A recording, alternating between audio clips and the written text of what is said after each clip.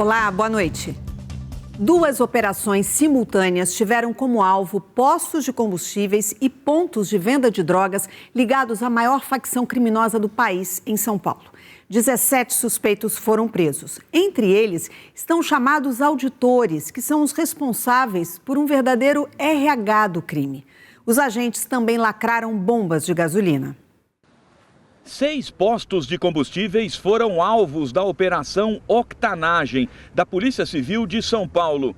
Todos estão ligados ao empresário Mohamed Hussein Mourad, que está foragido e é acusado de chefiar a lavagem de dinheiro do crime organizado no setor dos combustíveis. Os postos são ligados à empresa GGX Global, que é de Rimad Abdallah Mourad, primo de Mohamed. Os dois foram alvos da Operação Carbono, que revelou a entrada da facção Primeiro Comando da Capital, o PCC, na produção e distribuição de combustíveis no país. A facção montou um sofisticado esquema de adulteração. Os postos investigados ficam em Praia Grande e Santos, no litoral paulista, e em Araraquara, no interior. Em 3 deles, as bombas foram lacradas por adulteração de combustíveis e fraudes volumétricas, quando a quantidade que sai da bomba é menor do que a que aparece no visor. A gente constatou em todos os postos a existência de máquinas de cartão que correspondem aos CNPJs do próprio posto objeto da busca, e isso nos mostra que o varejo continua e que efetivamente a organização criminosa por trás de tudo isso, ela continua operando esses postos, esse braço varejista, que é onde entram os recursos do crime organizado. Computadores e documentos foram apreendidos. O que chamou a atenção da polícia é que em nenhum posto os funcionários souberam dizer o nome dos donos. Mostramos a fotografia do atual sócio, do atual representante da GGX Global, que é uma das empresas ligadas ao grupo familiar dessa organização criminosa. Ninguém conhece esse suposto sócio.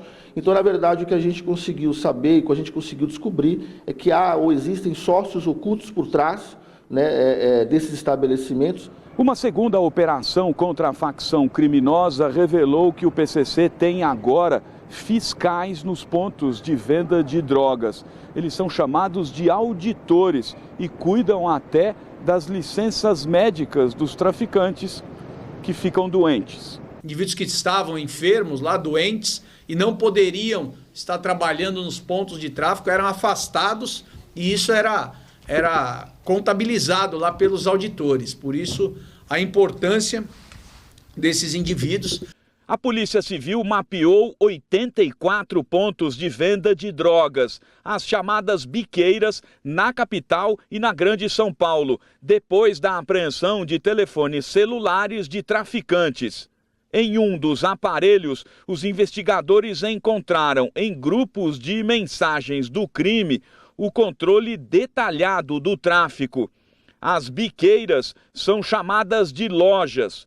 Uma delas chegou a movimentar quase R$700 mil em uma semana. Tem ali lojas que arrecadam 500 mil, outras 400 mil. Essa daí chamou mais atenção, que é no número 690. No total, 17 pessoas foram presas. 10 eram fiscais do tráfico. Todos esses indivíduos têm passagem pela polícia por tráfico de entorpecentes, por organização criminosa ou por outros crimes. Mais de 100 mandados de busca e apreensão foram cumpridos. Além do controle da venda de drogas, o PCC vigiava o movimento das lojas do crime com câmeras de vigilância 24 horas por dia. Ó, loja 24 tá assim, ó. Que é o bolso lá trampando, ó. Nós pedimos um posicionamento para a marca da bandeira que aparece nos postos alvos da operação, mas não tivemos retorno. Hoje é terça-feira, 21 de outubro de 2025. Veja agora os outros destaques desta edição. Professor dá bronca em aluna que usava celular durante a aula e é agredido pelo pai dela no Distrito Federal. Fux diverge de novo de Moraes, Zanin, Carmen Lúcia e Dino e vota para absolver todos os réus acusados de espalhar notícias falsas ligadas à trama golpista. O ministro Luiz Fux também pediu hoje para trocar de turma no STF. Se for autorizado, ele pode ficar de fora das próximas fases do julgamento sobre a tentativa de golpe. Moraes defende reabertura de investigação contra Valdemar Costa Neto por financiamento de núcleo que espalhou notícias falsas sobre as eleições. Ex-presidente Nicolas Sarkozy é preso na França por conspirar para financiar campanha dele com dinheiro do ditador líbio Muammar Gaddafi. Brasileiros brilham e Arsenal goleia o Atlético de Madrid pela Champions League. Pro Martinelli, bateu colocado, golaço do Arsenal! E as informações ao vivo, direto do Equador, sobre Independiente del Valle e Atlético Mineiro. Jogão que o SBT transmite daqui a pouco e que vale vaga na final da Sul-Americana.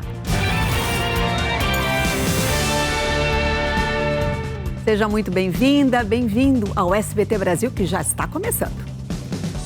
Foi preso no litoral paulista o 8º suspeito de envolvimento na morte do ex-delegado Rui Ferraz Fontes. Quem vai trazer as informações para a gente é o Vinícius Rangel, ele tem todas as atualizações. Uma boa noite para você, Vinícius, bem-vindo. A polícia já sabe qual foi o papel dele no crime? Olha, Simone, a polícia já tem algumas pistas, viu? Boa noite a você e também a todos que estão conosco aqui no SBT Brasil. Olha, o homem que foi preso já nas primeiras horas do dia de hoje, no litoral de São Paulo, foi identificado como José Nildo, de 47 anos. Ele, segundo o delegado responsável por esse caso, tem sim uma participação dentro desse esquema criminoso que acabou vitimando, então, o ex-delegado-geral Rui Ferraz Fontes. Ele pode ter sido um dos atiradores, mas essa informação ainda está sendo apurada pelos investigadores. Bom, o que a polícia já sabe é que no dia do assassinato do ex-delegado-geral, lá em Praia Grande, José Nildo chegou a uma das casas usadas para a logística do crime em Itanhaém, cidade vizinha, por volta das 8h30 da noite, ou seja, cerca de 2 horas após a execução. Segundo testemunhas, ele usava colete à prova de balas e estava armado e acompanhado, inclusive, de uma mulher que ainda não foi localizada, Simone. Com José Nildo, já são 8 pessoas presas por suspeita de participação na execução do ex-delegado. Outros 2 homens, identificados já como Flávio e Luiz, continuam foragidos. A polícia agora tenta entender como é que funcionava toda a estrutura do grupo, que inclusive chegou a alugar de 4 a 5 casas no litoral de São Paulo para conseguir então esconder todos os envolvidos nesse caso e também planejar toda essa emboscada que vitimou o ex-delegado-geral. A polícia segue na busca, viu, Simone? Ok, Vinícius, muito obrigada pelas informações. E um professor da rede pública do Distrito Federal foi agredido pelo pai de uma aluna em plena escola. O motivo? O professor chamou a atenção da estudante pelo uso de celular dentro da sala de aula. A agressão ocorreu na sala dos professores e foi registrada pelas câmeras de segurança e pelos estudantes. Foram cerca de 10 socos.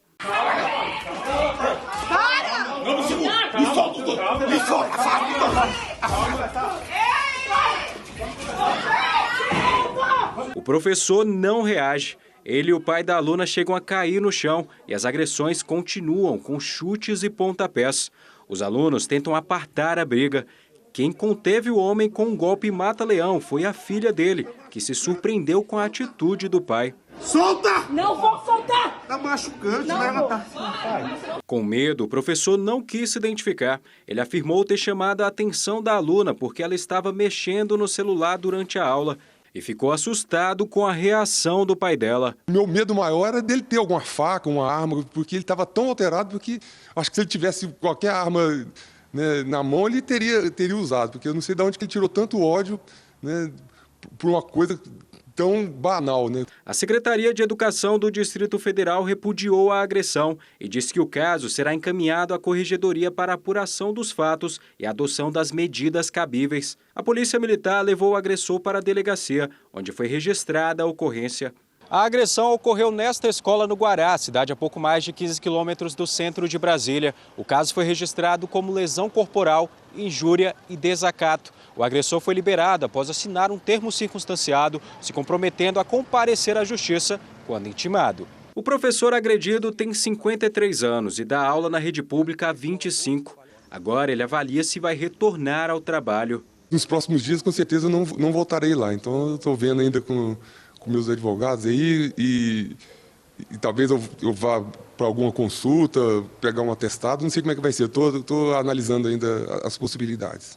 O agressor não quis gravar a entrevista. Ele informou que a filha estava fotografando a lousa com o celular porque tem miopia e os óculos encomendados ainda não estão prontos. Os colegas da aluna advertida fizeram um abaixo-assinado e pediram a saída do professor. Uma lei federal de janeiro deste ano proíbe o uso de celular em escolas públicas e particulares.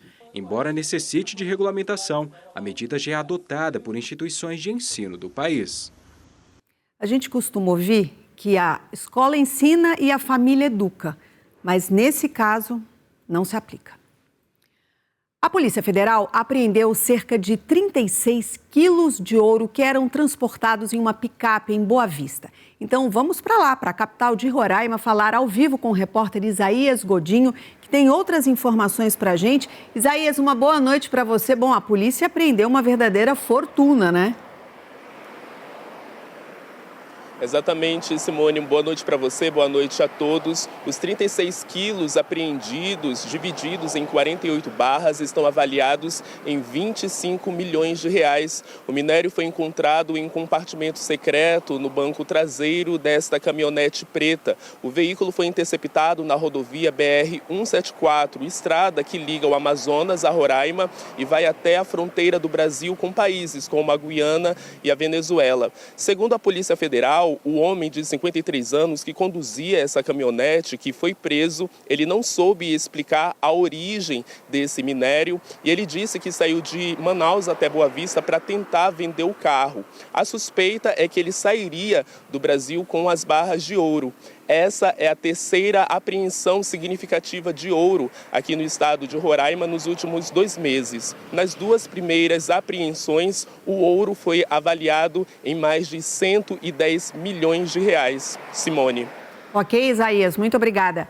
E já, Thiago Leifert fala ao vivo com a gente sobre a super terça de futebol aqui no SBT. Brasileiros brilharam e o Arsenal goleou o Atlético de Madrid pela Champions League. E daqui a pouco, outro Atlético, o Mineiro, enfrenta o Independiente del Valle pelas Copas Sul-Americana. O SBT Brasil volta já.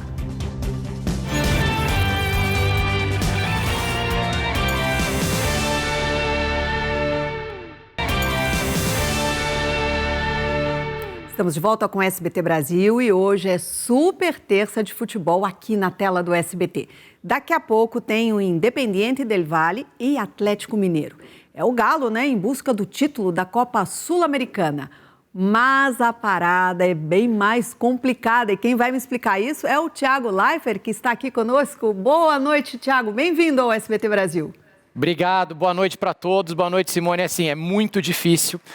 Porque eu acho que se a gente for pegar as 2 semifinais de Libertadores, né? A gente tem Flamengo e Racing, a gente tem LDU e Palmeiras, a gente tem Universidade do Chile e Lanús jogando na Sul-Americana, e a gente tem o Galo e Del Valle. Eu acho que dá para a gente conversar se Galo e Del Valle não é a semifinal mais difícil dos torneios continentais nesse ano aqui no nosso país. Talvez o Galo tenha pego o time mais complicado, porque o Del Valle é um time formador, é um time cascudo, já eliminou o Vasco, é um time que sabe jogar, que gosta dessa competição, e o Galo não vem numa fase boa. Acho que a torcida do Galo que está nos assistindo sabe que o ano de 2025 tem sido muito difícil para o Galo, com performances até aquém do que esse elenco pode fazer.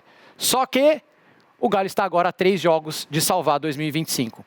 Se passar pelo Del Valle e jogar aquela final ali, que é um jogo só, contra Lanús ou Universidade do Chile, e vencer, ganha uma vaga na Libertadores do ano que vem. Então o ano do Galo é hoje. Hoje, para a torcida do Galo, é a grande final, não é uma semifinal. Hoje é decisão. Vamos lá para o Equador, conversar ao vivo com o André Galvão, que tem mais histórias desse jogo. Um jogo decisivo para o Galo, Galvão. Muito boa noite a você, Thiago, boa noite a todos. Pois é, o Atlético Mineiro joga a sua temporada essa noite diante do Independiente Del Valle aqui no estádio Banco Guayaquil, que fica em Sangolquí, que é um distrito de Quito, nos arredores da capital equatoriana, a cerca de 40 minutos, 1 hora de carro, e é exatamente por isso que o Independiente Del Valle não tem muita torcida. Então, o Galo vai enfrentar um ambiente diferente para um jogo de semifinal de Copa Sul-Americana. Os ingressos estavam sendo vendidos baratinhos, de 10 a 20 dólares, e mesmo assim o Independiente Del Valle com dificuldades para vender essas entradas para encher o estádio, que não é grande, tem capacidade para apenas 12 mil espectadores. O Independiente Del Valle realmente vem ganhando muito nos últimos anos, mas ainda não conseguiu formar a sua própria torcida. De repente, é uma boa, né, para o torcedor do Galo ficar acompanhando essa transmissão no SBT, porque a gente tem certeza que lá na Arena MRV, em Belo Horizonte, essa história será muito diferente, com a massa atleticana empurrando o time. Então o Atlético joga na altitude, aqui em Quito, 2.850 metros, para tentar levar um bom resultado para a partida de volta em Belo Horizonte, na Arena MRV. Eu volto com você, Thiago. Valeu, Galvão. O Galo vai pegar o líder do campeonato equatoriano. O Del Valle tem 15 pontos de vantagem em relação à LDU, a Liga de Quito, que vai jogar contra o Palmeiras na Libertadores. É um jogo muito difícil, mas o Galo vai para cima. Sampaoli já pelas prévias vai colocar um time até ofensivo, que sabe jogar, que sabe controlar o jogo, gosta de ficar com a bola e criar jogadas, não vai lá para empatar não. Sampaoli é meio maluco. Vamos ver o que vai acontecer. O jogo é exclusivo e você vai ver no SBT daqui a pouquinho. O jogo mais importante do ano para o Atlético Mineiro às 9h30. Vem aí Independiente Del Valle e Galo, Simone. Olha, se depender da minha torcida e da torcida do Sérgio Uti, que é torcedor do Galo, vai dar Atlético. Valeu, Nossa, Thiago. Também. Tamo junto, valeu. Ótimo, obrigada. Uma boa noite para vocês e boa transmissão. Tem mais futebol, porque já na Champions League, o Arsenal atropelou o Atlético, lá de Madrid, em Londres. 4-0, com destaque para 2 brasileiros. O repórter João Venturi acompanhou tudo de perto. Foi um primeiro tempo de paciência e estratégia. Arsenal e Atlético de Madrid se estudaram, trocaram golpes, mas quem chegou com mais perigo foram os ingleses, com essa bola de Eze que explodiu no travessão. Os espanhóis até assustaram, depois de uma falha do goleiro Raya, mas a tentativa de Juliano Simeone foi para fora. Ele tá fora do gol, para fora! Na volta do intervalo, o Atlético veio com tudo. Julián Álvares também carimbou a trave. Chute colocado na trave! A resposta inglesa foi rápida e fatal.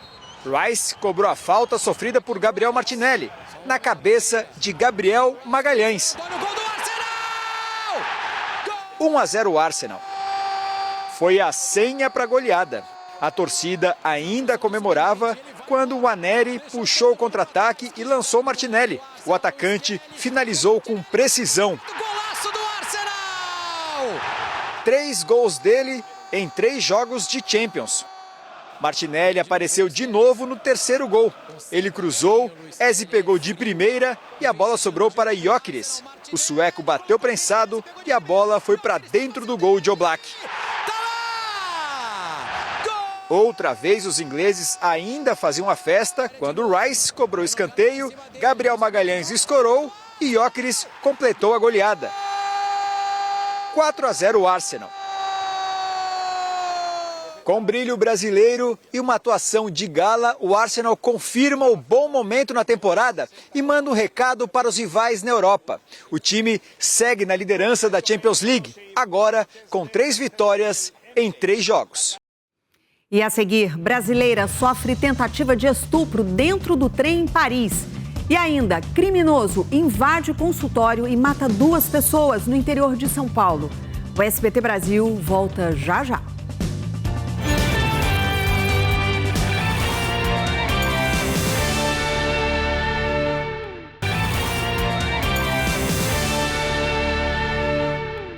Uma brasileira que nasceu em Goiás foi vítima de uma tentativa de estupro dentro de um trem em Paris.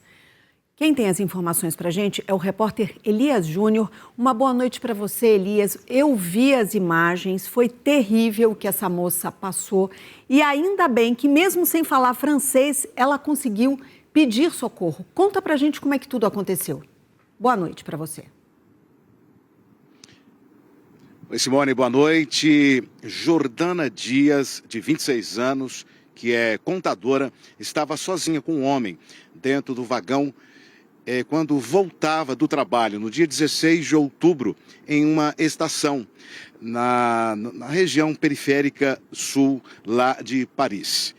Ela, infelizmente, passou por toda esta situação.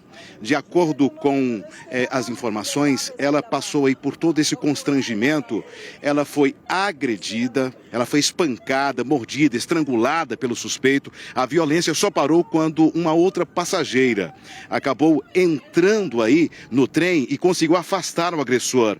A testemunha contou que conseguiu registrar parte do ataque e postou o vídeo nas redes sociais. Jordana contou que o homem sentou ao lado dela e, sem dizer nada, começou a agredi-la fisicamente, além de tentar violentá-la sexualmente. De acordo com o Ministério do Interior da França, mais de 123 mil casos de violência sexual foram registrados em 2024 no país. A família de Jordana quer que o agressor seja identificado e preso o quanto antes. A vítima gravou um vídeo contando como tudo aconteceu. Vamos acompanhar. Naquela hora, a minha única reação era gritar por socorro, por mais que eu sabia que não tinha ninguém ali, mas graças a Deus surgiu uma senhora que me ajudou no momento do desespero. Ela chegou perguntando o que tinha acontecido, que foi aonde ele percebeu que tinha alguém no vagão e ficou descontraído, foi onde eu empurrei ele com muita força e ele tropeçou no degrau que tinha logo na frente, que sirva de alerta para todas as mulheres que estão vendo esse vídeo, essa reportagem. A cada 12 horas, um fuzil é apreendido no Rio de Janeiro. Para especialistas ouvidos pelo SBT Brasil, a recompensa para policiais que encontrarem armas ilegais pode explicar o aumento das apreensões. No Rio de Janeiro não são raros os sons dos disparos de armas de guerra. Aqui, fuzis são usados até para a prática de crimes contra o patrimônio, como lembra o secretário estadual de Segurança Pública. Você vai ver o PCC em São Paulo usando um fuzil para atacar uma base de transportador de valores, um carro forte, talvez um sequestro, um homicídio, mas não por essa rotina criminosa de roubar um celular, por exemplo, num ponto de ônibus, um trabalhador, usando um fuzil. Então, isso a gente só encontra no Rio de Janeiro. Nos primeiros 9 meses de 2025, quase 600 fuzis foram apreendidos no estado, uma média de 2 por dia. É o maior número desde o início da série histórica do Instituto de Segurança Pública há 18 anos. Dados contabilizados até agosto, ou seja, um mês a menos do que os divulgados pelo Instituto, mostram que a média nacional é de 5 fuzis apreendidos por dia. O Rio responde por mais de 37% dessas apreensões, segundo o Ministério da Justiça. Depois vem São Paulo e Bahia. Além das apreensões, cresce o uso de armas montadas com peças importadas, vindas da China e dos Estados Unidos. Aqui no Rio, as maiores apreensões de fuzis este ano foram realizadas em áreas dominadas pelo tráfico de drogas e conflagradas pela disputa de território entre facções rivais, como os complexos de favelas do Chapadão e da Pedreira e o Morro do Juramento na zona norte da cidade. Armas que foram retiradas das mãos de criminosos durante operações policiais, quase sempre marcadas por intensos tiroteios. Se a gente aprende muito é porque está entrando muito. Isso está entrando muito é porque tem muita quantidade ainda. São 1.900 comunidades no Rio de Janeiro. A recompensa de R$5 mil por cada fuzil apreendido pela polícia pode estar por trás da alta produtividade, avalia este sociólogo da Universidade Federal Fluminense. Quem detém fuzil? E aí quem detém fuzil não vai querer que seu fuzil seja apreendido? Claro que não vai querer, né? Porque é uma arma cara. Então há uma tendência de uma elevação das disputas territoriais e de um aumento, né, do número de tiros, né, de fuzil que possam estar circulando pela cidade. Vamos continuar no Rio de Janeiro, porque a Polícia Federal realizou hoje uma operação contra uma organização criminosa especializada no contrabando de remédios usados para emagrecer. E aí, continuamos também com o Léo Santana agora ao vivo, porque, Léo, eu posso apostar que o foco dos agentes eram justamente aquelas canetinhas emagrecedoras famosas, né? Tô certa? Acertou. As famosas canetas para emagrecer. Boa noite, Simone, e a todos que nos acompanham. Hoje, os agentes cumpriram 3 mandados de busca e apreensão em uma clínica de estética e em outros endereços ligados aos investigados aqui na cidade do Rio e em São Gonçalo, na região metropolitana. A operação é para desarticular uma quadrilha que importa esses medicamentos de procedência desconhecida. A investigação começou em agosto após a prisão de um funcionário da Anvisa, a Agência Nacional de Vigilância Sanitária. Ele é acusado de desviar cerca de 100 dessas canetas emagrecedoras que tinham sido apreendidas durante fiscalizações no Aeroporto Internacional do Galeão. A medicação foi repassada para as clínicas. Hoje, um dos alvos da Polícia Federal foi uma médica. Os agentes apreenderam celulares, computadores, documentos e um carro. A Anvisa e a Polícia Federal alertam que a importação clandestina e o armazenamento inadequado dessas canetas podem trazer graves riscos à saúde. Simone. Sem dúvida. Muito obrigada, Léo, pelas informações. E a seguir, ministro Luiz Fux pede para deixar a primeira turma do Supremo Tribunal Federal. E ainda, mercados de São Paulo registram queda de 60% na venda de destilados após a crise provocada pelo metanol. O SBT Brasil volta já já.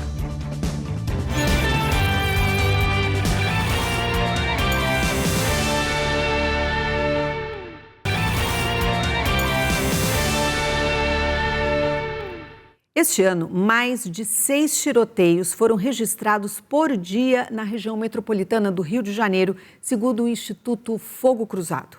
Salvar as vidas dos baleados vítimas dessa violência crescente é o maior desafio de médicos nos hospitais públicos do estado. Troca de tiros entre policiais e criminosos. Assaltos. Brigas. A violência explode na região metropolitana do Rio de Janeiro e com ela o número de vítimas. Os casos de pessoas baleadas cresceram mais de 5% este ano, segundo o Instituto Fogo Cruzado. Em média, foram mais de 6 tiroteios por dia. A emergência na segurança pública tem reflexos também na rotina das unidades de saúde. Estamos no Hospital Adão Pereira Nunes, na Baixada Fluminense, a maior referência em trauma no estado do Rio. As vítimas de perfurações por armas de fogo correspondem a 10% dos atendimentos realizados aqui. E quem dá entrada nessas condições precisa de socorro imediato. A agilidade nesse atendimento é primordial para garantir o melhor resultado no tratamento desses pacientes. O hospital recebe cerca de 40 baleados por mês. Vítimas que precisam de uma equipe de 12 profissionais. São os casos de perfuração por arma de fogo, que os médicos chamam de PAF. A gente tem uma equipe 24 horas preparada de neurocirurgia, por exemplo, se for um PAF, um tiro na cabeça. Se for um tiro no abdômen, a gente tem uma equipe preparada de cirurgia geral. Até mesmo se for um PAF num osso, né, um osso da perna, transfixando, a gente tem uma equipe de ortopedia preparada 24 horas também. Muitos chegam feridos por tiros na cabeça. A primeira coisa que a gente faz é estabilizar, né, os sinais vitais, a respiração. Depois de estabilizado, ou a gente leva direto para o centro cirúrgico, onde já tem uma sala preparada, ou, se tiver tempo e condições, o paciente é levado para a imagem. Através desse exame, a gente consegue fazer uma avaliação clínica e anatômica do trauma do paciente e ele vai ser fundamental para o planejamento cirúrgico. Essa imagem em 3D mostra a perfuração no crânio de um paciente de 23 anos. O orifício de entrada da bala. E aqui, ó, nós fizemos essa reconstrução para mostrar o trajeto que ela veio do frontal direito, atravessou a linha média, deixando fragmentos metálicos até ela parar na região parietal esquerda.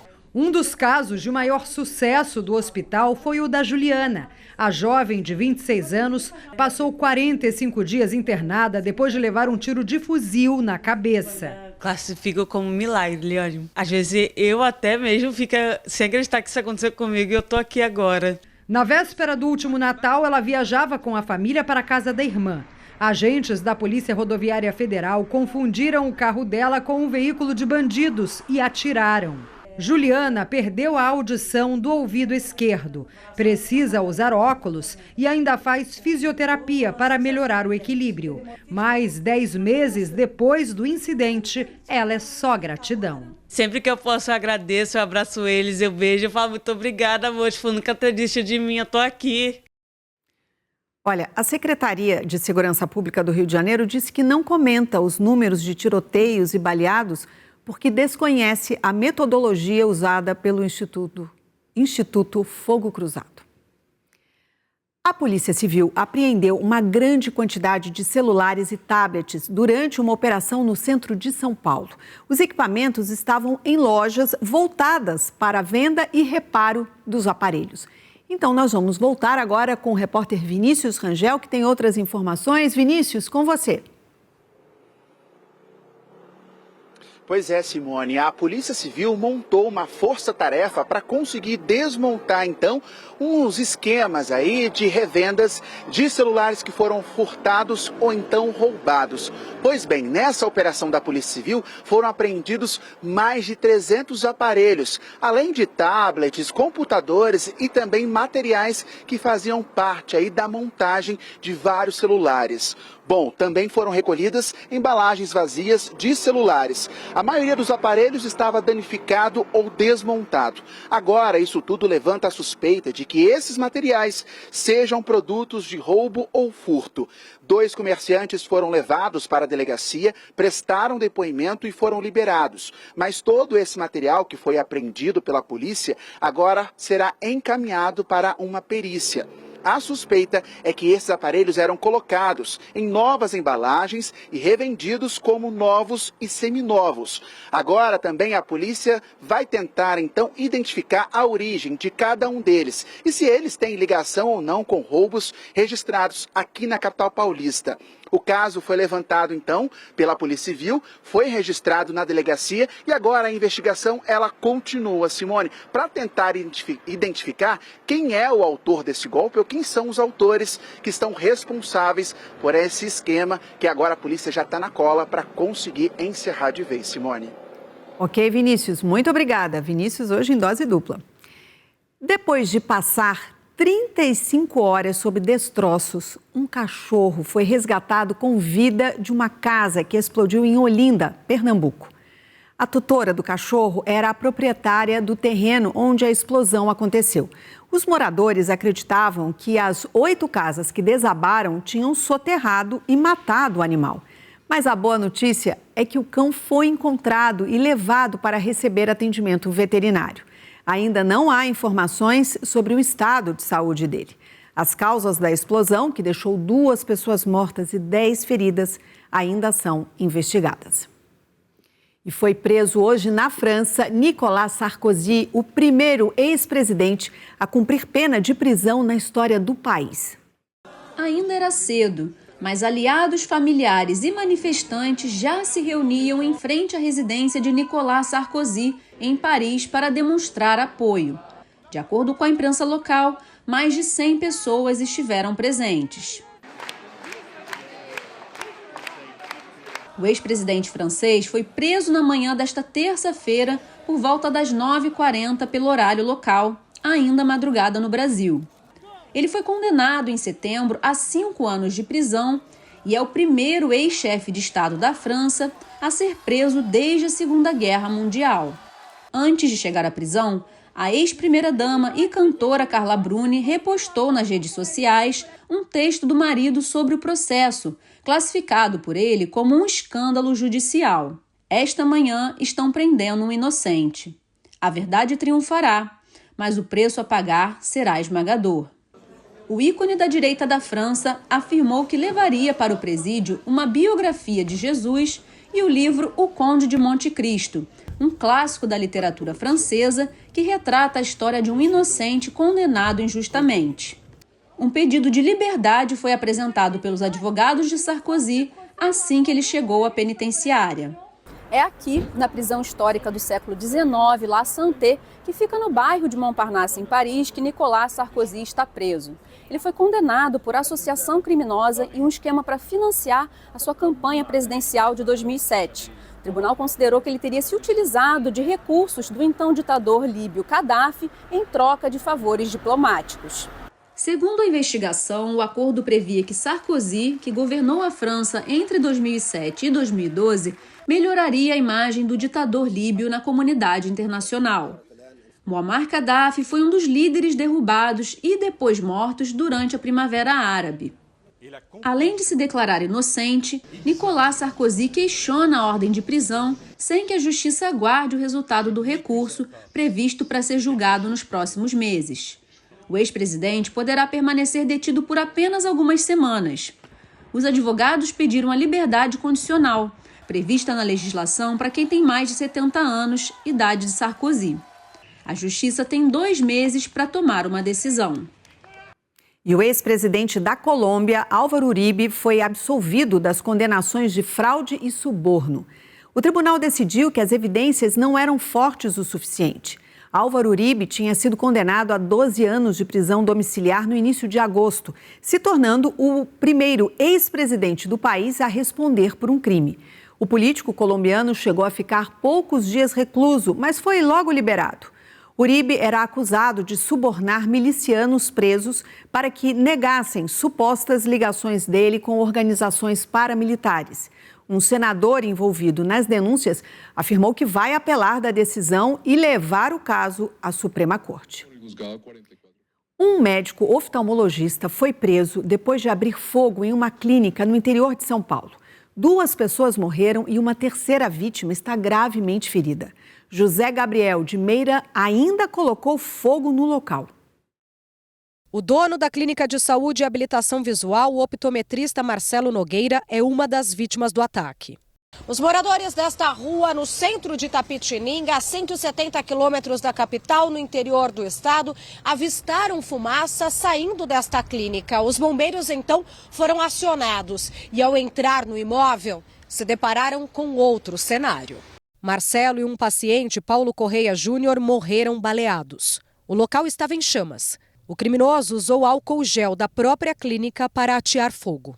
Um empresário do município vizinho de São Miguel de Arcanjo também foi baleado. Ele está na UTI, inconsciente, em estado gravíssimo. Ele estava além desta porta de vidro, agarrado a uma porta metálica com grades, pedindo socorro. Ele estava com o rosto ensanguentado. A motivação ainda é um mistério, mas a principal suspeita é de um acerto de contas. O dono da clínica deixa esposa e um filho de 1 ano e 9 meses. A Câmara dos Deputados aprovou urgência do projeto que proíbe a cobrança pela bagagem de mão nos voos comerciais. A medida acelera a tramitação da proposta, que agora pode ser votada diretamente no plenário. Quem tem as informações sobre essa informação, que, aliás, interessa a todo mundo que viaja de avião no país, é a Vitória Mello. Uma boa noite para você, Vitória. E o que deve acontecer a partir de agora?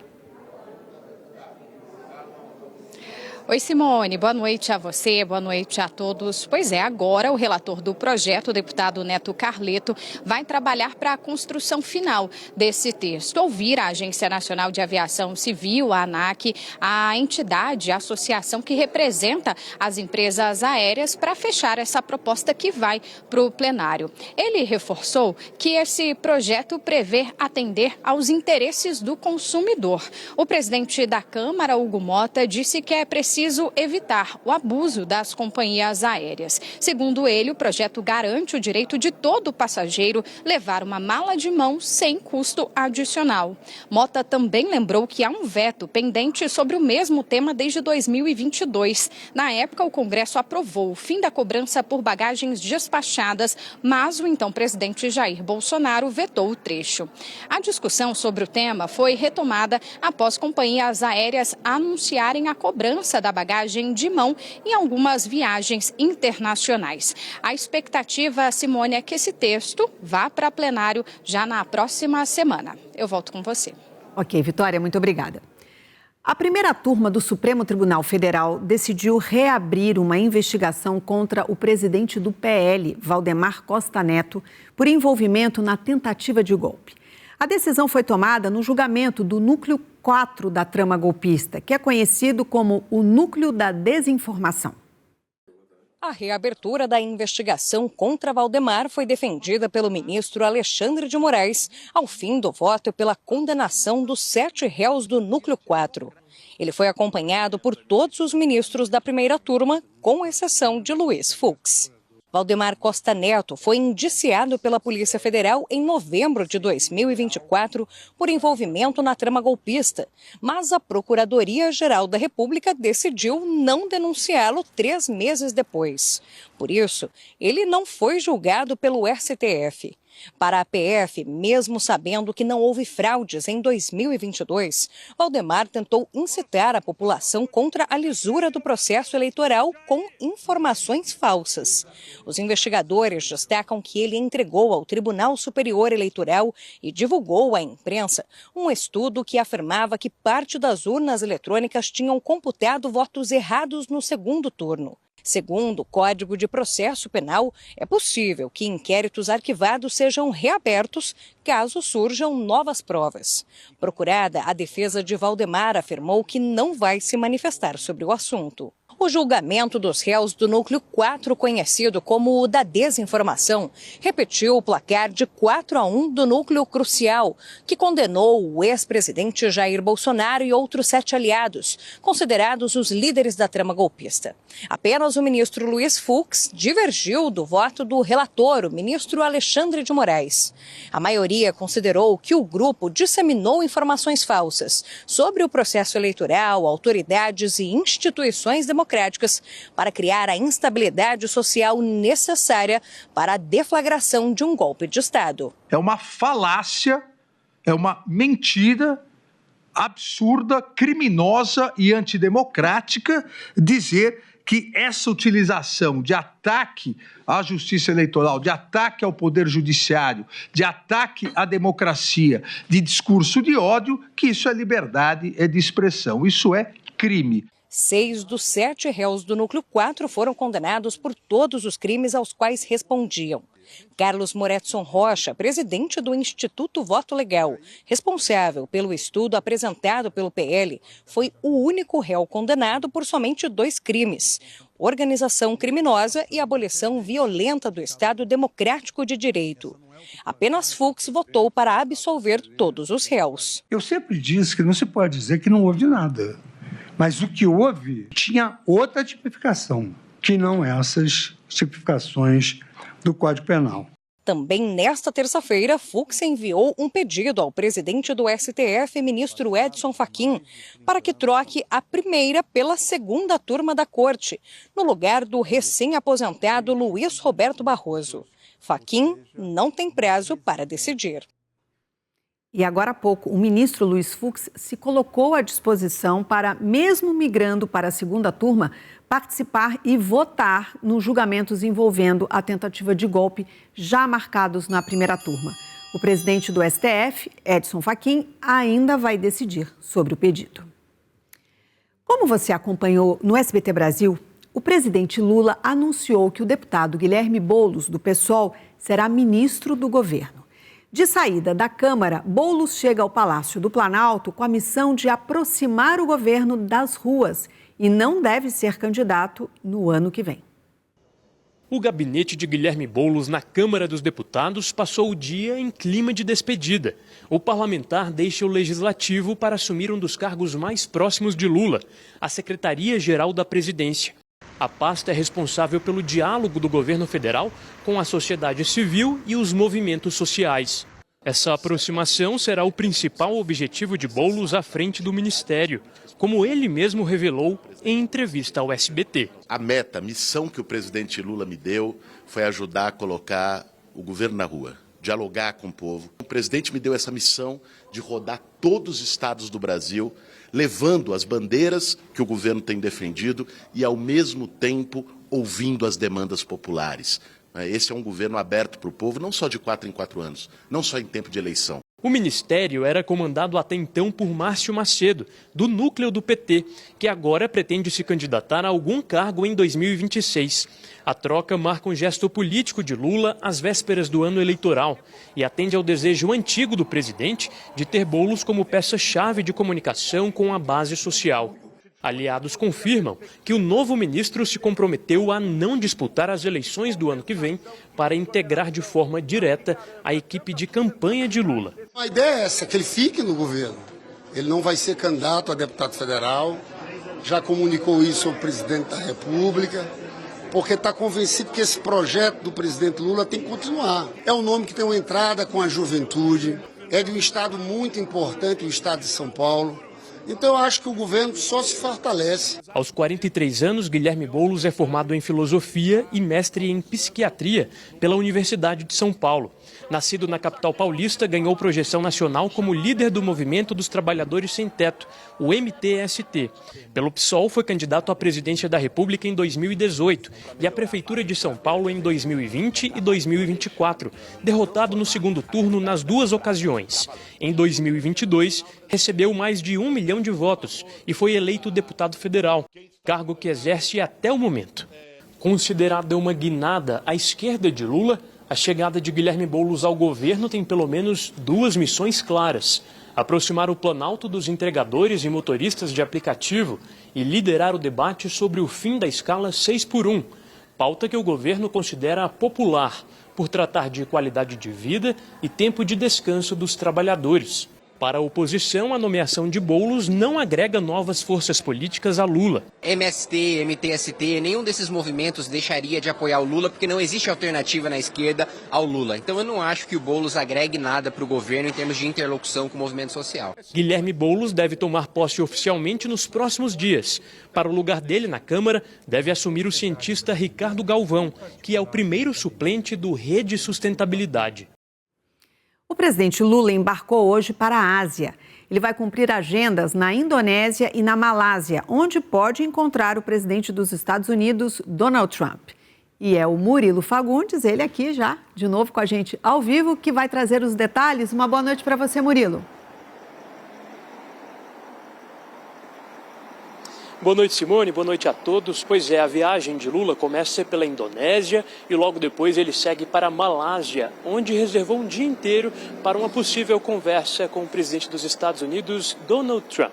A conversa, se confirmada, deve acontecer na madrugada de domingo pelo horário do Brasil. Segundo o governo brasileiro, entre os principais objetivos dessa viagem estão o fortalecimento político com os países do Sudeste Asiático e a expansão do comércio bilateral com a região. Mas ainda sobre Trump, a avaliação é de que há boa vontade de ambos os lados para um diálogo com os Estados Unidos, o que alimenta o otimismo em torno desse encontro. Lula embarcou, porém, deixando pendências internas para resolver. A principal delas, a escolha do próximo ministro do Supremo Tribunal Federal, que ocupa a vaga de Luiz Roberto Barroso. A intenção de Lula era anunciar esse nome ainda na manhã de hoje, mas isso acabou não se concretizando, o que deixou alguns aliados em alerta. Isso porque, na noite de ontem, Lula esteve com o presidente do Senado, Davi Alcolumbre, que defende o nome de Rodrigo Pacheco para a vaga, e não o nome de Jorge Messias, que continua sendo o favorito de Lula. O presidente retorna ao Brasil no dia 28. Simone. Aí sim vai se desfazer o mistério. Ok, Murilo? Muito obrigada pelas informações. Uma propaganda do governo do Piauí sobre um programa de rastreamento de celulares roubados foi criticada por reforçar o racismo. A campanha foi divulgada nas redes sociais. O vídeo mostra um jovem branco que tem o celular roubado por 2 rapazes negros enquanto ouve música. A peça publicitária termina com a prisão dos suspeitos e a vítima agradecendo aos policiais. O material foi alvo de críticas por reforçar os estereótipos contra a população negra. A propaganda foi feita para divulgar o programa Meu Celular de Volta, que se tornou referência e tem alcançado bons resultados no combate aos roubos e furtos de celulares, com queda de 50% nos números diários em 3 anos. Em nota, o governo do Piauí afirma que o vídeo não tem qualquer conotação racista e diz que a produção integra uma série inspirada no filme clássico piauiense Ai Que Vida e conta com a participação de atores do elenco original e de novos talentos regionais. A crise provocada pelos casos de intoxicação por metanol teve reflexos diretos no mercado de bebidas alcoólicas no Brasil. Números levantados por uma empresa de inteligência de dados, a pedido do SBT Brasil, mostram que o medo de consumir produtos adulterados provocou uma forte retração nas vendas. Em São Paulo, a procura por destilados nos mercados caiu quase 60%. Para muitos, tem sido assim. Bebida alcoólica só mesmo se vier direto das prateleiras do supermercado. Eu já costumo comprar aqui faz tempo, então é um lugar que eu tenho confiança para comprar vodka ou algum destilado, mas realmente mudou o consumo. Eu evito comprar em adega agora, pelo medo, de estar adulterado, alguma coisa assim. Mas as escolhas mudaram. O supermercado observou que os clientes estão trocando as bebidas destiladas pelas fermentadas, como cervejas e vinhos. O resultado? Prateleiras cheias e algumas ofertas para chamar a atenção do cliente. O que está nos preocupando agora é as bebidas para o final do ano, porque o final do ano vende muito uísque, vende muita vodka, vende muito gin, então isso está nos preocupando. Então a gente está tomando muita cautela na hora que vai comprar, para a gente não comprar errado e sobrar muita coisa para o ano que vem. Depois de registrar alta de quase 5% no faturamento até agosto, o setor de destilados mergulhou em queda livre entre 28 de setembro e 11 de outubro, quando começaram a surgir os casos de intoxicação por metanol. Fazendo um comparativo com o mesmo período do ano passado, as vendas caíram 25% no país. Na Grande São Paulo, o recuo foi ainda maior, 45%. São Paulo surgiram os primeiros casos, então o impacto em São Paulo é maior e por ser uma região altamente consumidora, de alta importância para o mercado, teve um impacto que afeta também o total nacional. Entre os produtos mais afetados estão gin, vodka e uísque. A queda foi de 35% no país e de quase 60% no estado, considerando a segunda semana de outubro em comparação com a mesma do ano anterior. Assim como nos supermercados, nos bares, o medo da contaminação também afetou os hábitos de consumo. De um lado, clientes cautelosos, que querem garantias de que a bebida servida no copo é segura. Do outro, empresários que tentam reconquistar a confiança do público, mostrando a procedência dos produtos. Neste bar, no centro da capital paulista, o consumo de destilados caiu 35%. A confiança vai voltando aos poucos. Não vai ser de uma vez, mas ela vai voltando aos poucos. A regra é clara. Reconquistar a confiança dele. Então isso é fundamental, você mostrar isso na prática, trazer o consumidor, comunicar, mas principalmente sempre comprando os produtos de lugares, produtos originais, lugares formais, que você evita muito ou diminui drasticamente a possibilidade de qualquer interferência. Começaram a ser divulgadas as atrações do Verão Maior Paraná, um festival gratuito que acontece em praias do estado. O evento vai ser transmitido aqui no SBT. E quem acompanha a divulgação da lista de shows é a repórter Poliana Gomes. Uma boa noite para você, Poliana. Você consegue adiantar para a gente algum nome? Claro, Simone. Boa noite a você, boa noite a todos. Acaba de ser divulgada a presença da cantora sertaneja Ana Castela no Verão Maior Paraná 2026 e também do DJ internacional Alok. Essa é uma das maiores programações de verão do país. Em 2025 foram quase 2 milhões de pessoas aproveitando os shows e tudo de forma gratuita.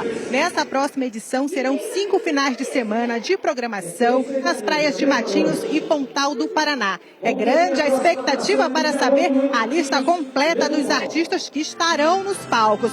Nós estamos aqui acompanhando a programação de lançamento com a presença do governador do estado, Carlos Massa Ratinho Júnior. Verão Maior Paraná começa no dia 9 de janeiro e vai até 8 de fevereiro. Então fica o convite para as pessoas virem curtir a maior estação mais quente do ano com muita diversão no litoral do Paraná. Simone. Ok, Poliana, vai ser muito legal. A Polícia Civil do Rio de Janeiro encontrou hoje ossos humanos em uma área de mata fechada. O local está sob o domínio do crime organizado. A polícia chegou até o Morro do Jordão, na zona sudoeste do Rio, depois de uma denúncia anônima.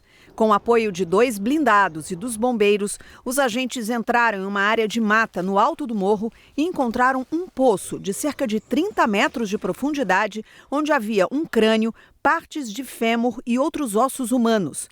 A suspeita é a de que o local seja usado por integrantes do Comando Vermelho para esconder vítimas de execuções. Os bombeiros desceram no poço com uso de rapel. Os agentes vão continuar trabalhando no local para saber se há mais ossadas. Ninguém foi preso e não houve confronto. Os Estados Unidos enviaram o vice-presidente do país para Israel numa tentativa de salvar o frágil acordo de cessar-fogo com o Hamas, que vem sendo testado nos últimos dias. É o reforço do mais alto escalão enviado pela Casa Branca desde que o acordo entre Israel e Hamas foi assinado. J.D. Vance junta ao enviado especial para o Oriente Médio, o empresário Steve Witkoff, e ao genro do presidente Donald Trump, Jared Kushner, numa tentativa de manter o cessar-fogo. O vice-presidente norte-americano disse que a situação é melhor do que ele esperava, mas que ao mesmo tempo é difícil. Você tem 2 inimigos que lutam por um conflito de décadas. De um lado, um grupo terrorista. Do outro, Israel que se defende e o povo inocente de Gaza no meio de tudo isso, disse. J.D. Vance também se mostrou otimista quanto à paz na região, apesar dos bombardeios recentes de Israel em Gaza. Segundo o Ministério da Saúde, ligado ao Hamas, 87 palestinos morreram desde que a trégua começou. O vice-presidente dos Estados Unidos repetiu a ameaça feita por Donald Trump de que os aliados do Oriente Médio estão dispostos a entrar no território palestino caso o Hamas continue com a violência. J.D. Vance ainda reafirmou que o grupo terrorista vai ser desarmado e que Israel vai retirar as tropas, mas não disse quando. Outro ponto de dificuldade é a devolução dos corpos dos reféns mortos em cativeiro. O Hamas deveria ter entregue os restos mortais até 72 horas após o anúncio do cessar-fogo. Mas até agora, mais de uma semana depois, os terroristas só devolveram 13 dos 28 cadáveres. Israel acusa o grupo de violar o acordo. O Hamas, por sua vez, argumenta que não consegue encontrar os corpos por causa dos milhões de toneladas de escombros depois dos 2 anos de guerra em Gaza. O governo de Israel confirma que recebeu mais 2 corpos nesta terça-feira. Os restos mortais já estão em Tel Aviv e vão passar por identificação. Um dos maiores desafios para os negociadores aqui de Washington, além do retorno dos reféns mortos, é a garantia da entrada em Gaza das forças de segurança internacionais, além da ajuda humanitária. Israel tem limitado a entrada de suprimentos como forma de pressionar o Hamas a devolver todos os corpos. J.D. Vance disse que iria conversar sobre o assunto com o primeiro-ministro de Israel, Benjamin Netanyahu. Nesta terça-feira, um dos reféns soltos após o cessar-fogo finalmente voltou para casa, um assentamento israelense na Cisjordânia. O jovem, que ficou conhecido no mundo inteiro depois do vídeo que mostra o momento do sequestro e a separação dele da namorada, agradeceu por voltar. No Brasil, as apreensões de maconha cresceram mais de 15% no ano passado. Nos últimos 12 anos, dobraram. A presença do skunk, que é a versão mais potente da droga, também conhecida como super maconha, é cada vez mais comum. Uma droga mais forte, mais cara e que tem aparecido cada vez mais nas apreensões pelo país. No ano passado, foram apreendidas mais de 480 toneladas de maconha e derivados, um aumento de 16% em relação a 2023, segundo o Anuário Brasileiro de Segurança Pública. O skunk é uma versão muito mais potente da droga. Diferentemente da maconha comum, que é cultivada em áreas abertas, essa droga passa por um processo mais sofisticado e é mais difícil de ser rastreada. A super maconha é produzida de maneira controlada, com fertilizantes e também manipulação genética, para aumentar o efeito alucinógeno. A substância que provoca esse efeito é o THC, ou tetrahidrocanabidiol, segundo explica esse toxicologista que trabalha em um laboratório em Sorocaba, interior de São Paulo. A maconha normal, que a gente trata como não, é a cannabis sativa, a espécie, e ela possui uma concentração de THC menor, de 2 a 5% de THC, e canabidiol também. A skunk, ela é uma planta que foi modificada geneticamente por cruzações com algumas espécies e ela possui uma concentração maior, principalmente de THC. Os efeitos são bem mais intensos. Enquanto na maconha natural, a gente tem efeitos como euforia, alteração da percepção geoespacial e temporal também. A skunk ela vai ter psicoses, paranoias e o risco por ter uma maior concentração de THC, o risco de dependência da skunk é maior do que o risco da dependência da planta natural. Segundo o diretor do Departamento de Investigações sobre Entorpecentes do Estado de São Paulo, tanto o consumo quanto as operações e combate ao tráfico de maconha cresceram bastante em todo o país. Segundo ele, a fonte da droga está no Nordeste. Pernambuco, Bahia, tem produzido muito skunk. Neste fim de semana, o motorista deste caminhão foi preso em flagrante na rodovia Fernão Dias, que liga São Paulo a Minas Gerais, com 138 quilos de skunk. Segundo a polícia, a droga veio da Bahia e estava sendo monitorada. A apreensão foi na zona norte da capital paulista. Em Belém, cães localizaram quase meia tonelada de skunk escondida em uma carga de amortecedores, vinda de Manaus, em agosto deste ano. E nesta segunda-feira, 138 quilos da droga foram encontrados em um bairro de Macapá. Uma parte dela estava enterrada. Segundo as investigações, o skunk veio da Colômbia. Um suporte de metralhadora .50, um fuzil e munição também foram apreendidos. Segundo a polícia, o material pertence a uma facção criminosa. Para o delegado, a explicação para o interesse dos criminosos é simples. Ele é mais caro que a maconha, proporcionalmente mais de 10 vezes, e o volume dele é menor. Então, consequentemente, compensa mais você traficar o skunk em vez da maconha. Pela primeira vez na história, o Japão elegeu uma mulher como primeira-ministra. Sanai Takaichi, de 64 anos, foi confirmada como chefe de governo depois de formalizar uma aliança com um partido de direita. Formada em economia, ela já foi baterista de uma banda de heavy metal e, na política, atuou como ministra de Comunicação e de Segurança Econômica. Takaichi é considerada uma das principais vozes da ala mais conservadora do parlamento japonês.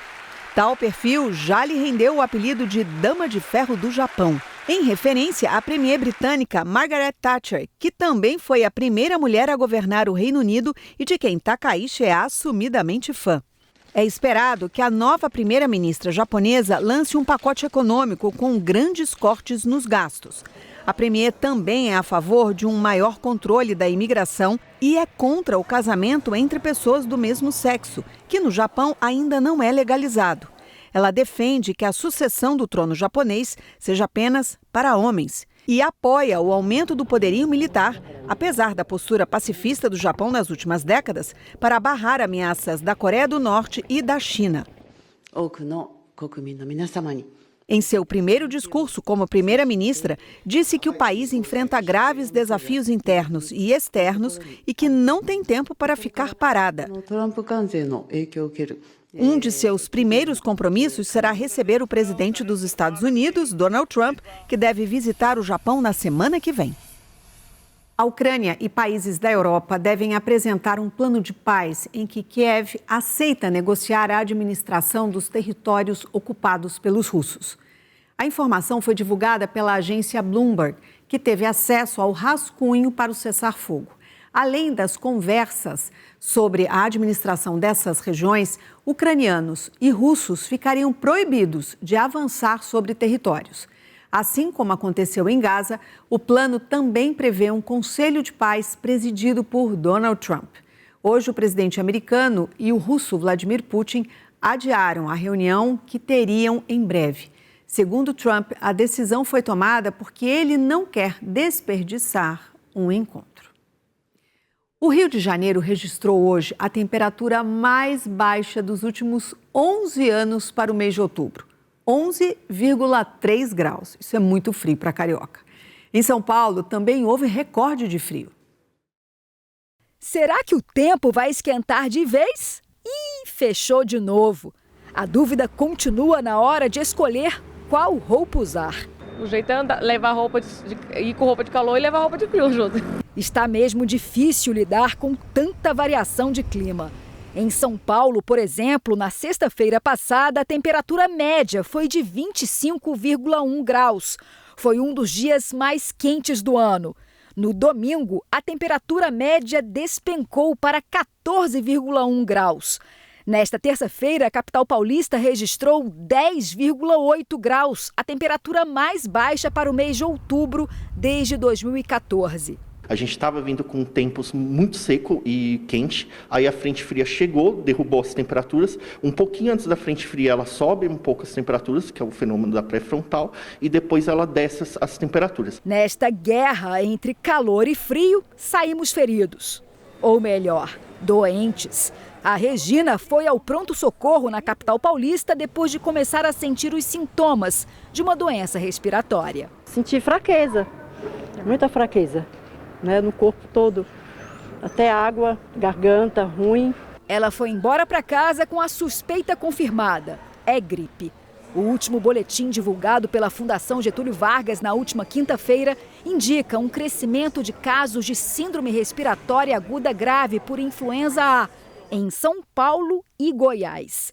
No Paraná, Santa Catarina e Rio Grande do Sul, vem aumentando também as notificações de casos graves de Covid-19. Em relação a doenças não infecciosas do trato respiratório, o ar mais frio e o ar mais seco acaba funcionando como uma agressão, como um estímulo. E principalmente aquelas pessoas que têm uma condição de maior sensibilidade, como crianças e adultos asmáticos, com rinite, com doenças alérgicas, costumam desencadear essas manifestações durante essas mudanças bruscas de temperatura e essa queda da umidade do ar. Só neste hospital infantil aqui em São Paulo, o número de casos de influenza nos últimos 20 dias foi quase 4 vezes maior que o registrado em setembro. 140 crianças foram diagnosticadas com a doença. E são elas e os idosos que mais sofrem os impactos dessa variação do clima. A Aurora não escapou. Desde domingo está assim, bem doente. A febre, né, chegou até 38,5. Está começando com coriza no nariz, né, com dificuldade para respirar e dor de garganta, né? A menina está contando os dias para voltar a fazer o que mais gosta. Voltar para a escola. E com frio e tudo, quem vai aparecer agora? Ah, tô sabendo, já me avisaram. Olha ele aí, é o Silvinho. Significa que estamos mais uma vez na vice-liderança da audiência. Muito obrigada, boa escolha de novo.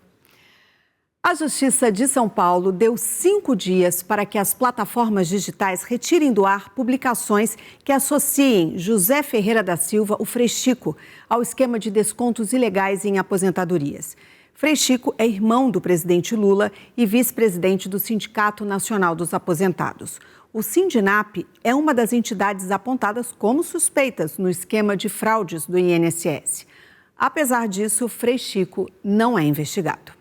Agora presta atenção nessa história. Era para ser um dia de muito movimento num restaurante na Serra Gaúcha, até que um imprevisto no meio do almoço pegou o dono e os clientes de surpresa. Domingo de sol em Morro Reuter, cidade da Serra Gaúcha. Este restaurante, famoso pela comida típica alemã, estava lotado. 200 pessoas almoçavam quando, de repente, a luz acabou. Na cozinha, a correria com as panelas foi grande. Botei mais um ajudante na churrasqueira, porque tinha que ser manual, né? Não tinha como, né? A rotativa não funciona sem luz. A cozinha a gente enxertou de um jeito ou de outro para conseguir, então, também, por causa das frituras, a polenta, o bolinho, tudo, né? E assim o buffet foi servido, mesmo sem luz. O problema maior foi na hora de pagar a conta. O restaurante fica numa estrada. Sinal de telefone não tem por aqui. Sem energia e internet, como faz para passar cartões ou receber Pix? Foi aí que o Marcelo entrou em cena. Há 7 anos, ele faz parte de um grupo de motociclistas da região que naquele dia foi almoçar no restaurante.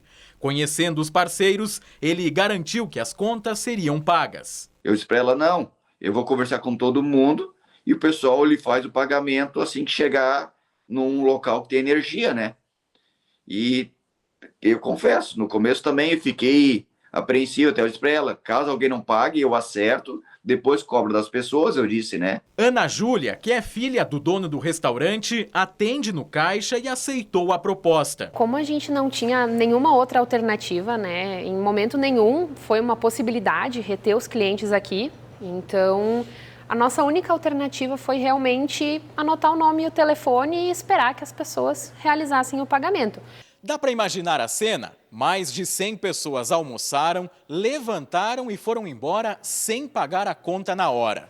Mesmo assim, nenhum cliente deu o calote. Se você estivesse no lugar do Silvestre, o que faria? Por aqui, a escolha do dono foi confiar. E deu certo. Tanto que na própria noite, praticamente metade dos clientes já havia feito o pagamento. Juntas, as contas somavam cerca de R$12 mil. E o que poderia ser um prejuízo virou uma lição. Prova de que a honestidade é sempre uma boa pedida. As pessoas merecem um voto de confiança e é uma mensagem muito bonita, né? Essa situação toda, porque o brasileiro é um povo muito unido, muito bom. Então, essa é a mensagem que fica pra gente. Vai fazer o que com as comandas? Vamos moldurar elas e vamos colocar ela na frente do caixa, ali na recepção, ali para mostrar que realmente tudo é possível, ainda que as pessoas podem confiar. Parabéns! Fique agora com a transmissão do primeiro jogo das semifinais da Copa Sul-Americana entre Independiente del Valle e Atlético Mineiro. Muito obrigada pela sua companhia, uma boa noite, a gente se vê amanhã. Tchau!